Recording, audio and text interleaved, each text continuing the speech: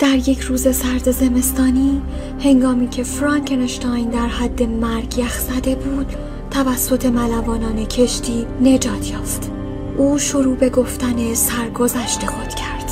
مطالعه پدیده مرگ و زندگی باعث شد راز زندگی ابدی را کشف کنم. شب‌های تاریک به قبرستان‌ها می‌رفتم و بعد از 2 سال جمع‌آوری اعضای بدن مردگان یک موجود جدید ساختم. اما نمی‌دانستم چطور جان در بدن آن موجود کنم. در یکی از شب‌های بارانی با برخورد رعد و برق موجودی که خلق کرده بودم شروع به حرکت کرد. زمانی که موجود را دیدم از شدت ترس فرار کردم.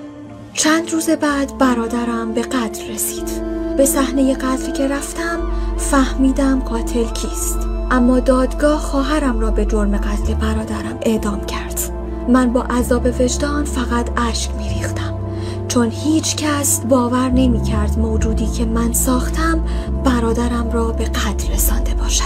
وقتی موجود را پیدا کردم، او از من خواست تا برایش یک همدم بسازم که دیگر به کسی آسیب نرساند. اما من نمی‌توانستم آن اشتباه را دوباره تکرار کنم. او که متوجه شد من نمیخواهم برایش همدمی بسازم، شروع به آزار و اذیت و کشتن دوستانم کرد.